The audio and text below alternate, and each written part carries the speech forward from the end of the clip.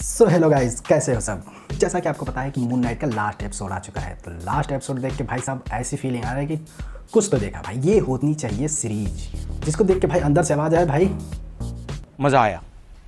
तो स्पॉयलर्स का ध्यान रखते हुए चलिए वीडियो को शुरू करते हैं। तो जैसा कि आपने लास्ट एपिसोड में देखा था कि स्टीवन जो है रेत में गिर गया है, हर्ट तौलने वाली जो तराजू होती है वो रुक जाती है, जिसका मतलब ये है कि मार्क का जो मन है वो शांत हो चुका है और उसके अगले ही पल वो सुकून वाले मैदान में पहुंच भी जाता है। और एपिसोड 5 वहीं पे खत्म हो गया था और 6 वहीं से स्टार्ट होता है जहाँ पे मार्क को गोली मारी गई थी और वो पानी में गिर गया था। तो हैरो क्या करता है, अपने आदमियों से उस पानी से बाहर निकालता है और उसके हाथ से एमिट को ले लेता है, जो अलेक्जेंडर द ग्रेट के मुंह से स्टीवन ने निकाला था। और अमिट को आज़ाद करने के लिए वो वापस उस पिरामिड में जाता है। वहीं पे रास्ते में जाते हुए लाला भी मुंह बांधकर उनके साथ में चल देती है। वैसे उसका नाम लेला है, लाइला नहीं। तो टावर जो है अलग अलग मरे हुए लोगों के थ्रू लेला से बात करती है कि मार्क ठीक है, बस तुम खोंसू को आज़ाद कर दो, मार्क सही हो जाएगा। टावर उसको वार्निंग देती है कि तुम अकेले हैरो का मुकाबला नहीं कर सकती। फिर भी वो बात नहीं मानती और चली जाती है। तो जैसे ही पिरामिड में घुसते हैं, लैला जो है खोंसू को ढूंढने में लग जाती है और दूसरी तरफ हैरो एमिट को आज़ाद कर देता है। फिर वहीं से सीन कट होता है और वापस जाता है सुकून वाले मैदान।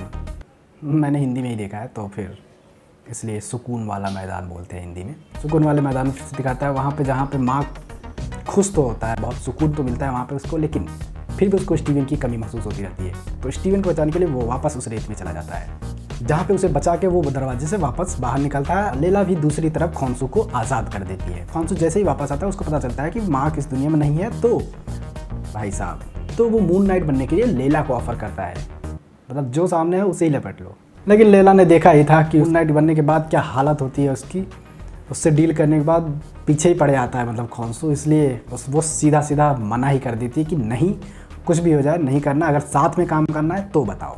तो खोंसू अमीर से लड़ने के लिए बाहर चला जाता है। लड़ते लड़ते तभी खोंसू को पता चलता है कि मार्क जो है इस दुनिया में वापस आ गया है। वो तुरंत वहाँ से निकल लेता है मार्क के पास।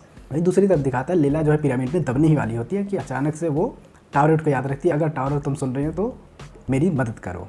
भाई साहब, वहाँ क्या एक्टिंग करी है लैला ने, बाप रे, मज़ा ही आ गया। मतलब वो अलग अलग दो पर्सनालिटीज़ इसने भी गजब की दिखाई है, मतलब सही है। वहाँ से लैला जो है टावरेट की अवतार में गजब की निकलती है, अलग ही कॉस्ट्यूम में।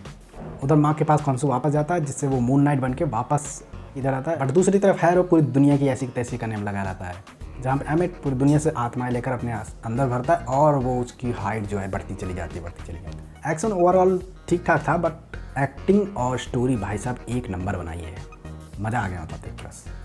तो लास्ट में दिखाता है कि जब एमिट को मारना जब एकदम इम्पॉसिबल होता है तो वो डिसाइड करते हैं कि हम इस बार इसको स्टैचू में नहीं रखेंगे, क्योंकि स्टैचू में कोई भी निकाल देगा, तो इसको हम एक इंसान में डालेंगे।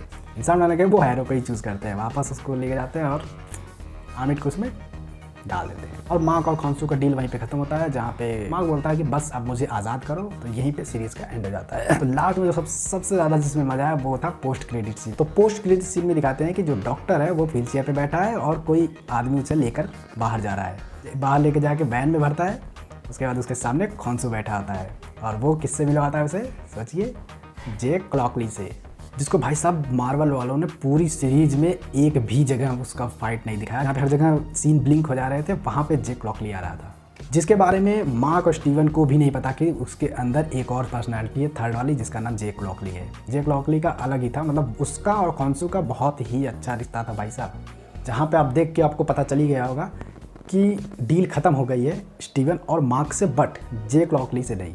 जेक क्लॉकली अभी भी उसके साथ है। तो भाई साहब, जहाँ तक मुझे पता है सीज़न 2 देखने में बहुत ही धांसू मज़ा आने वाला है, क्योंकि सीज़न 2 में जेक क्लॉकली का मे बी कि फर्स्ट एपिसोड में जितना भी उन लोगों ने नहीं दिखाया, जहाँ भी फाइट सीन नहीं दिखाया, तो हो सकता है सीज़न 2 में वो फाइट सीन वापस से दिखाएंगे कि उसके बीच में हुआ क्या था। तो जैसा कि कल मल्टीवर्स ऑफ मैडनेस आने वाला है, तो उसके रिव्यू के लिए वेट कर लेना थोड़ा सा, हम जल्द ही आपसे मिलेंगे।